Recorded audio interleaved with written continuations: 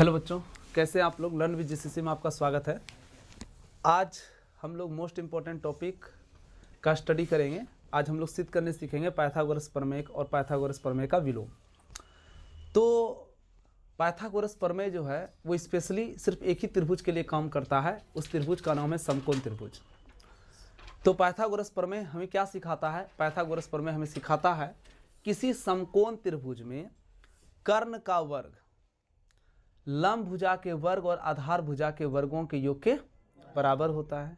या फिर आप ऐसे कह सकते हैं कि किसी समकोण त्रिभुज में बड़ी भुजा का वर्ग अन्य दो छोटी भुजा के वर्गों के योग के बराबर होता है। समकोण त्रिभुज में जो कर्ण होता है वो सबसे बड़ी भुजा होती है। समकोण त्रिभुज की क्या होती है? सबसे बड़ी भुजा होती है।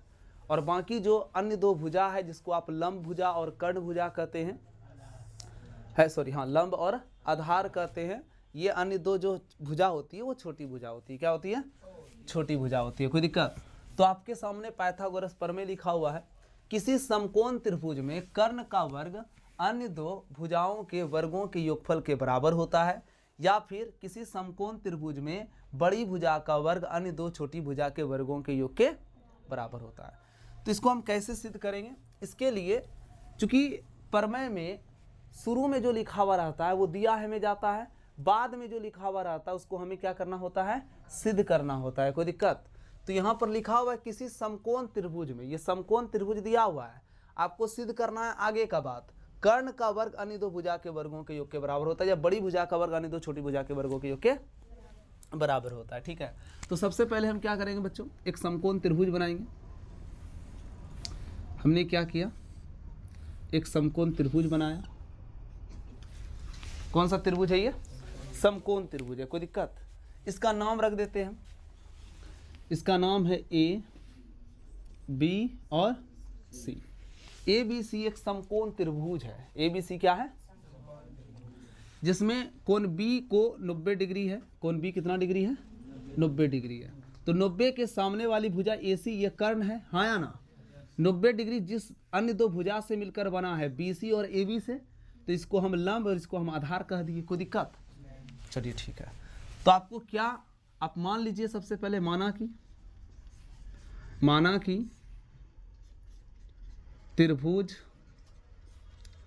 ए बी सी एक समकोण त्रिभुज है जिसमें कोण बी कितना डिग्री है बच्चों? 90 डिग्री है। कोण बी कितना डिग्री है? 90 डिग्री। और तो कुछ नहीं दिया हुआ है, आपको सिद्ध करना है। सिद्ध करना है क्या? कर्ण का वर्ग यानी कर्ण का स्क्वायर अन्य दो भुजा यानी लंब और आधार के वर्गों के योग के बराबर होता है। मतलब लंब का स्क्वायर कर दीजिए, आधार का स्क्वायर कर दीजिए, दोनों को जोड़ दीजिए, वो कर्ण के स्क्वायर के बराबर हो जाएगा। ठीक है, तो कर्ण कौन है मेरा? ए बी सी समकोण त्रिभुज में कर्ण कौन है? तो 90 के सामने कर्ण है। कर्ण का नाम हो गया क्या? A C square. लंब कौन हो गया बच्चों? A B square. और आधार कौन हो गया? B C square. कोई दिक्कत है? ये सिद्ध करना है। इसके लिए हम एक छोटा सा रचना करेंगे। क्या करेंगे? रचना में क्या करेंगे जरा ध्यान से देखिएगा। हम लंब डालेंगे। बी से बी डी लंब ए सी खींचा। लंब खींचने से क्या हो गया कि ये वाला कोण 90 डिग्री हो गया और इधर वाला भी कोण कितना डिग्री हो गया?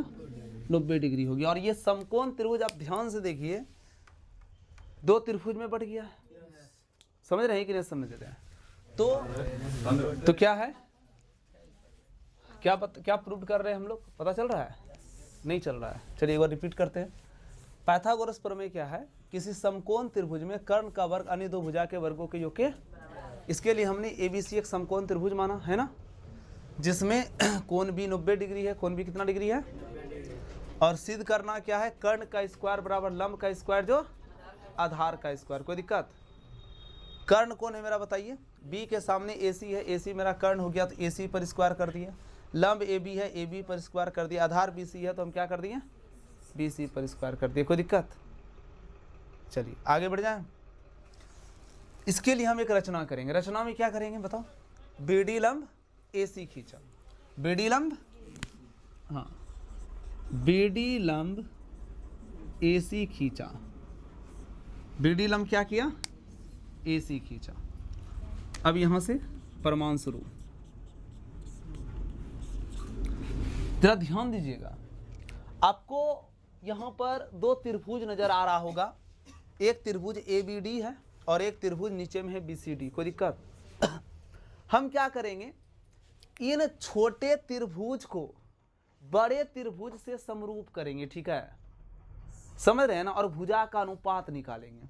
फिर इन छोटे त्रिभुज को बड़े त्रिभुज से समरूप करेंगे, ठीक है, और हम क्या करेंगे, भुजा का अनुपात निकालेंगे। चलिए काम करते हैं। तो त्रिभुज ABD और त्रिभुज ABC में पहले काम करेंगे। त्रिभुज ABD एवं त्रिभुज ABC में, छोटा त्रिभुज और बड़ा त्रिभुज में। अब ध्यान से देखिए, जो बड़ा त्रिभुज है ABC उसका भी कोण A है, और जो छोटा त्रिभुज ABD है उसका भी कोण A है। तो A जो कोण है उभयनिष्ठ हो गया, दोनों में काम कर रहा है। उसके बाद देखिए ADB, छोटे त्रिभुज का ये कोण 90 डिग्री है और बड़े त्रिभुज का कोण भी 90 डिग्री, तो 90 डिग्री से बराबर हो गया। आप जानते हैं कि एक त्रिभुज का अगर दो कोण बराबर हो, एक त्रिभुज का कितना कोण बराबर हो, दो कोण बराबर हो, तो वह दोनों त्रिभुज समरूप होता है। समरूपता के इस प्रतिबंध को डबल ए समरूपता प्रतिबंध कहते हैं। और आपको पता है कि जब दो त्रिभुज समरूप हो जाती है तो संगत भुजा का अनुपात बराबर होता है और संगत कोण बराबर होता है। तो सबसे पहले हम त्रिभुज ABD में काम करेंगे। कीजिए, कौन कौन कोण बराबर हुआ, त्रिभुज ABD का कोण A, पूरा नाम बताइए, BAD है ना, और त्रिभुज ABC का भी कोण A, पूरा नाम बताइए, BAC। ये दोनों में काम कर रहा है तो उभयनिष्ठ हो गया, दोनों कोण एक ही है, ठीक है ना। उसके बाद बताइए, छोटे त्रिभुज का कोण ADB दिख रहा है, ADB, और बड़े त्रिभुज का कोण ABC बराबर है, क्यों, क्योंकि दोनों को 90 डिग्री। आप ध्यान से देखिए, ADB ये कोण 90 है छोटे त्रिभुज का, और बड़े त्रिभुज का देखिए कोण ABC ये भी कोण 90 डिग्री है, तो 90 डिग्री से बराबर हो गया ना, हो गया। तो कौन प्रतिबंध हो गया बताइए, इसलिए डबल ए समरूपता प्रतिबंध से, डबल ए समरूपता प्रतिबंध से दोनों त्रिभुज समरूप हो गया। नाम बताइए त्रिभुज का, त्रिभुज ABD समरूप त्रिभुज ABC। और आप पढ़े हैं कि जब दो त्रिभुज समरूप होता है तो संगत भुजा का अनुपात बराबर होता है, संगत भुजा का। तो देखिए, छोटे त्रिभुज का हम AD लेते हैं, ठीक है, और बड़े त्रिभुज का AB भुजा ले लेते हैं, तो AD का अनुपात AB से बराबर हो गया। कोई दिक्कत? अच्छा, AD का अनुपात किससे हो गया, AB से बराबर हो गया। AD का अनुपात किससे हो गया, AB से बराबर हो गया। AD का अनुपात किससे हो गया, AB से बराबर हो गया। और देख लीजिए, छोटे त्रिभुज का हम AB लेते हैं और बड़ा त्रिभुज का AC ले लेते हैं, तो AB का अनुपात किससे बराबर हो गया, AC से। देख रहे हैं, AD का अनुपात AB के बराबर हो गया। छोटा त्रिभुज AD है और बड़ा त्रिभुज ABC है ना, तो AD का अनुपात AB से ले लिया। फिर छोटा त्रिभुज का AB भुजा और बड़ा त्रिभुज का AC भुजा, तो AB का अनुपात AC से ले लिया। कोई दिक्कत? क्रॉस मल्टीप्लीकेशन कीजिए, AB गुना AB और फिर AD गुना क्या हो जाएगा बच्चों, AC। समीकरण कितना मान लिया इसको, 1 मान लिया। आया समझ में? चलिए, अब हम किस त्रिभुज में काम करेंगे छोटा वाला त्रिभुज जो दिख रहा है आपका BDC, और बड़ा वाला त्रिभुज जो दिख रहा है ABC, उसमें काम करेंगे। अब त्रिभुज BDC एवं त्रिभुज ABC में, चलिए, तो छोटा जो त्रिभुज है उसका कोण C दिखा, यहाँ दिखा कि नहीं दिखा, और बड़ा जो त्रिभुज है उसका भी कोण C, दोनों उभयनिष्ठ हो गया। पूरा नाम बताइए कोण का, BCD, कोण BCD, और फिर ACD, दोनों बराबर हो गया। क्यों बराबर हो गया, क्योंकि वो कोण दोनों त्रिभुज में है, अर्थात उभयनिष्ठ है। अगर छोटे त्रिभुज में 30 डिग्री होगा तो बड़ा में 30 होगा, बराबर बराबर कोण है। चलिए आगे बढ़ते हैं। अब जरा ध्यान दीजिए, छोटे त्रिभुज का ये 90 डिग्री, बड़े त्रिभुज का ये 90 डिग्री। नाम बताइए। कोण बी डी सी और कोण ए बी सी 90 डिग्री से बराबर हो गया। तो जब एक त्रिभुज का दो कोण दूसरे त्रिभुज के दो कोण से बराबर हो तो वह दोनों त्रिभुज डबल समरूपता प्रतिबंध से समरूप हो जाता है। तो क्या देख रहे हैं, इस त्रिभुज का कोण 90 बड़े त्रिभुज का कोण 90 से बराबर, छोटे त्रिभुज का कोण सी बड़े त्रिभुज के कोण सी से बराबर है ना। तो आप लिखेंगे इसलिए डबल ए समरूपता प्रतिबंध से, डबल ए समरूपता प्रतिबंध से त्रिभुज ए बी डी समरूप त्रिभुज ए बी सी। और आपको पता है जब दो त्रिभुज समरूप हो जाता है तो संगत भुजा का अनुपात और संगत कोण बराबर होता है, इसलिए संगत भुजा से देखिए क्या होगा। देखिए छोटे त्रिभुज का कौन भुजा, सी डी भुजा, छोटे त्रिभुज का सी डी भुजा, और बड़े त्रिभुज का कौन भुजा, बी सी भुजा। तो सी डी बटे क्या हो गया बच्चों, बी सी।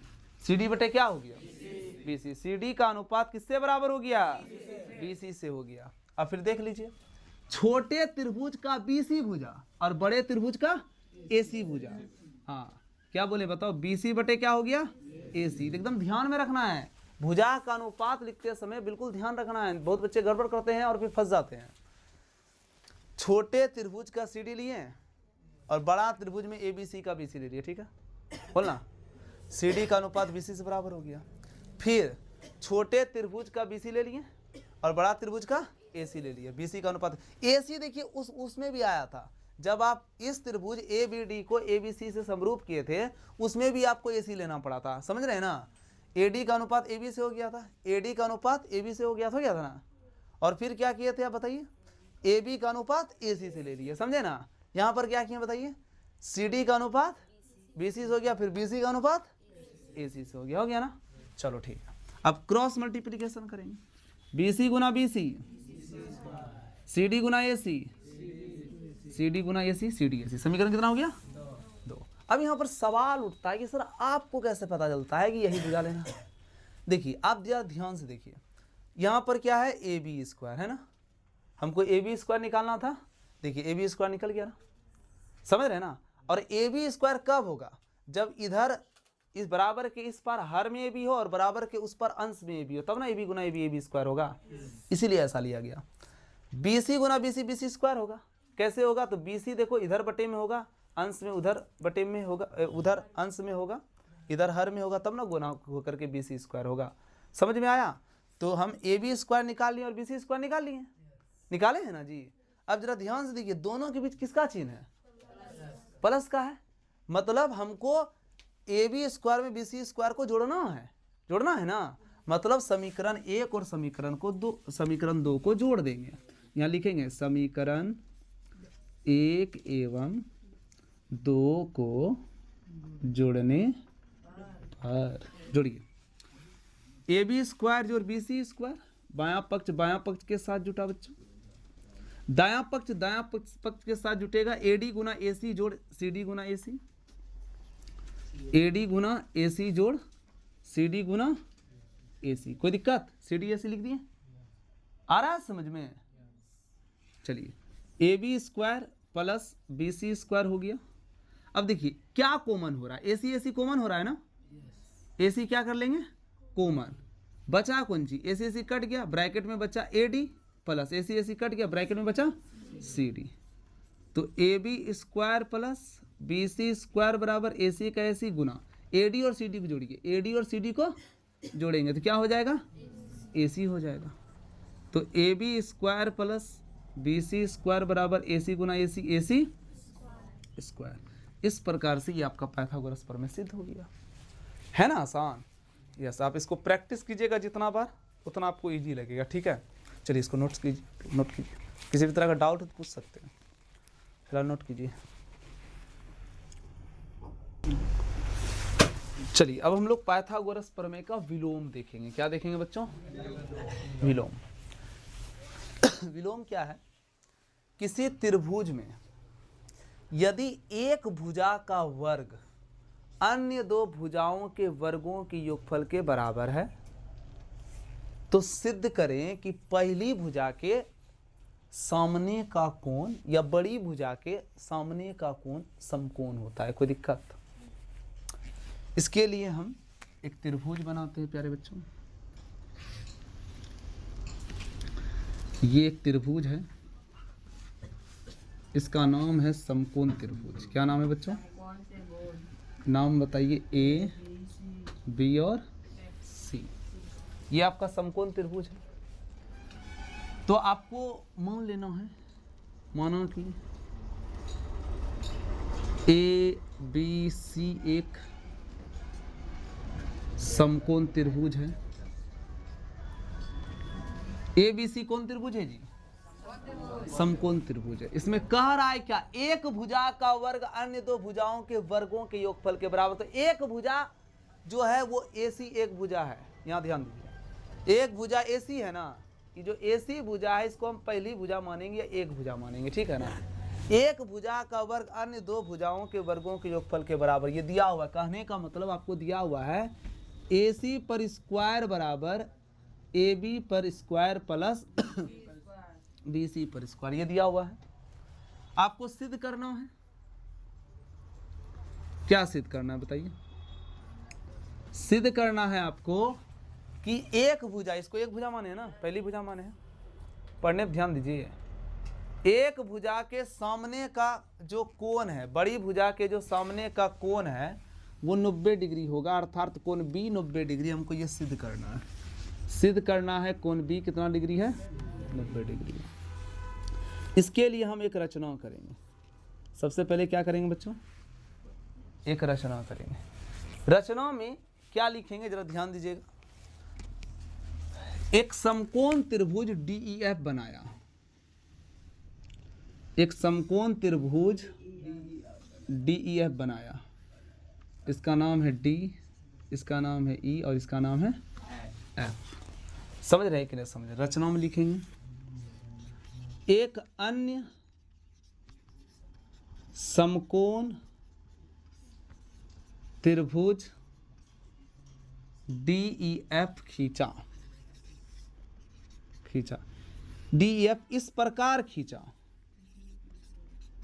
इस प्रकार खींचा कि AB जो भुजा है वो DE के बराबर हो जाए। AB बराबर क्या हो जाए बच्चों? DE के बराबर हो जाए। AB को हम किसके बराबर किए? बताओ, AB को किसके बराबर किए? हाँ, DE के बराबर किए। और EF को BC के बराबर किए। EF को, हाँ, EF बराबर BC हो जाए, ऐसा हम रचना में लिखेंगे कि भाई त्रिभुज ABC है ना, उसके बगल में ही एक अन्य समकोण त्रिभुज DEF का रचना करना है। ये रचना किए हम, जिसमें कोण E 90 डिग्री है। कोण E कितना डिग्री है? 90 डिग्री है। और AB मेरा DE के बराबर हो जाए, BC मेरा EF के बराबर हो जाए। एक ऐसा समकोण त्रिभुज का कंस्ट्रक्शन करना है, रचना करना है, ठीक है ना। यहां तक समझ में आया? चलिए अब यहां से प्रमाण शुरू। सबसे पहले इस बात को ध्यान दीजिए कि हम करने क्या वाले हैं। हम इन दोनों त्रिभुज को समरूप करेंगे। क्या करेंगे? सर्वांगसम करेंगे। हाँ, सर्वांगसम, समरूप नहीं, सर्वांगसम करेंगे। इन दोनों त्रिभुज को जैसे ही हम सर्वांगसम करेंगे तो E कोण तो हम 90 डिग्री रचना में किए हैं, तो ऑटोमेटिक मेरा B कोण भी 90 डिग्री हो जाएगा, ठीक है ना। अब सवाल उठता है कि तो सर्वांगसम हम करें तो करें कैसे? AB और DE मेरा बराबर है रचनाओं से, BC मेरा EF बराबर है रचनाओं से। कोई दिक्कत? अगर हम AC को DF के बराबर कर देंगे तब दोनों त्रिभुज ट्रिपल S सर्वांगसमता समरूप से, सर्वांगसमता प्रतिबंध से दोनों त्रिभुज सर्वांगसम हो जाएगा। और फिर कोण मेरा EF के बराबर, E मेरा B के बराबर हो जाएगा। E 90 डिग्री है तो B भी 90 डिग्री हो जाएगा। अर्थात त्रिभुज ABC, जैसे त्रिभुज ABC में कोण भी 90 डिग्री हुआ, त्रिभुज ABC एक समकोण त्रिभुज हो जाएगा। कोई दिक्कत? तो मेरा अभी यहाँ पर जो उद्देश्य है वो है कि AC को DF के बराबर करना, ठीक है ना। कैसे करेंगे बराबर, जरा ध्यान से देखिएगा। सबसे पहले बच्चों आप देखिए त्रिभुज DEF में, त्रिभुज DEF में आपको पता है कि कोण E कितना डिग्री है, 90 डिग्री है। कोण E कितना डिग्री है, 90 डिग्री है। इसलिए पाइथागोरस प्रमेय लगाएंगे। पाइथागोरस प्रमेय पढ़े हो ना, अभी तुरंत पढ़ा है कि पाइथागोरस प्रमेय कहता है बड़ी भुजा का वर्ग अन्य दो छोटी भुजा के वर्गों के योग के बराबर होगा। कर्ण का स्क्वायर लंब स्क्वायर प्लस आधार स्क्वायर के योग के क्या होगा, बराबर होगा। तो DEF में बताइए कर्ण कौन है, DF है ना, DF स्क्वायर बराबर D स्क्वायर प्लस EF का स्क्वायर। कोई दिक्कत यहां तक समझने में? अब जरा ध्यान दीजिए, D मेरा देखिए किसके बराबर है, रचना से AB के बराबर है, तो D की जगह हम AB लिख दिए, AB पर स्क्वायर हो गया। EF मेरा BC के बराबर है, तो EF की जगह BC लिख दिया, BC पर स्क्वायर हो गया। कोई दिक्कत बोलिए ना जी। इसको समीकरण कितना मान लिए, 1 मान लिए। समीकरण कितना मान लिए बच्चों, 1 मान लिए। अब जरा ध्यान से देखो, परंतु दिया है, क्या दिया है जी, AC स्क्वायर बराबर AB square plus BC square. AC square बराबर AB square plus BC square. समीकरण कितना, 2। अब समीकरण 1 और 2 को ध्यान से देखिए, दायां दायां पक्ष बराबर है, तो समीकरण 1 एवं 2 से दायां दायां पक्ष बराबर है, इसलिए बायां बायां पक्ष बराबर हो जाएगा। मतलब AC स्क्वायर बराबर हो जाएगा DF का स्क्वायर, होगा ना। AC स्क्वायर DF स्क्वायर के बराबर हो जाएगा। क्यों, क्योंकि देखिए ये वाला पक्ष बराबर है ना, है ये कहता हम AC स्क्वायर के बराबर है, ये कहता हम DF स्क्वायर के बराबर है ना, और दोनों सेम ही है, तो इसलिए AC स्क्वायर बराबर DF स्क्वायर हो गया। अब देखिए स्क्वायर उधर जाएगा तो क्या होगा, रूट होगा, तो DF स्क्वायर और उस पर रूट हो गया, तो स्क्वायर रूट क्या हो गया, कैंसिल हो गया। स्क्वायर रूट क्या हो गया, कैंसिल। तो AC का मान किसके बराबर हो गया, DF के बराबर। देख लो मेरा AC मेरा देखो DF के बराबर हो गया, है ना, यही करना था, ये कर दिए। अब हम क्या करेंगे, दोनों त्रिभुज में काम करेंगे, त्रिभुज ABC एवं त्रिभुज DEF में, है ना। देखिए AB DE के बराबर है, कहां से हुआ, AB मेरा DE के बराबर हुआ, कहां से हुआ, रचनाओं से। ध्यान से देखिए, AB DE के बराबर है ना, ये चीज कहां से लिखेंगे, रचनाओं से। उसके बाद देखिए BC EF के बराबर है, BC किसके बराबर है बच्चों, EF के बराबर है। ये भी कहां से आया, रचनाओं से। ठीक है, और बताओ। अच्छा, इसको समीकरण कितना मान लिए हम, 3। अच्छा, AC मेरा DF के बराबर हो गया ना, ये कहां से आया, समीकरण 3 से। देखो AC मेरा DF, तो एक त्रिभुज के तीनों भुजा दूसरे त्रिभुज के तीनों भुजा से बराबर है। AB मेरा DE के बराबर, BC मेरा EF के बराबर, AC मेरा, तो एक त्रिभुज का तीनों भुजा दूसरे त्रिभुज के तीनों भुजा से बराबर है, इसलिए ट्रिपल S सर्वांग समता प्रतिबंध से, ट्रिपल S सर्वांग समता प्रतिबंध से क्या होगा बच्चों, बताओ बताओ। दोनों त्रिभुज सर्वांगसम हो जाएगा, हाँ या ना। त्रिभुज ABC सर्वांगसम त्रिभुज DE, और जब दोनों त्रिभुज सर्वांगसम होगा तो संगत भुजा और संगत कोण बराबर हो जाता है। तो संगत कोण से क्या होगा, मेरा DEF कोण DEF मेरा ABC के बराबर हो जाएगा। DEF किसके बराबर हो गया बच्चों, अब DEF 90 डिग्री है, हाँ या ना, इसीलिए कोण ABC भी 90 डिग्री हो गया, अर्थात आप लिख सकते हैं कोण B क्या हो गया, अतः त्रिभुज ABC एक समकोण त्रिभुज है। अतः त्रिभुज ABC एक, हमको ABC को समकोण त्रिभुज प्रूव करना था, और ये हो गया प्रूफ। आया समझ में, चलिए इसको नोट कीजिए। मिलते हैं बच्चों नेक्स्ट क्लास में, है ना। और आप GCC के साथ, लर्न विद GCC के साथ बने रहिए। कुछ दिनों से YouTube पर चैनल अपलोड, मतलब चैनल पर जो है वीडियो अपलोड नहीं हो रहा था कुछ कारण की वजह से, है ना। चलो ठीक है, तो ठीक है, आप इसको नोट कीजिए। मिलते हैं नेक्स्ट क्लास में।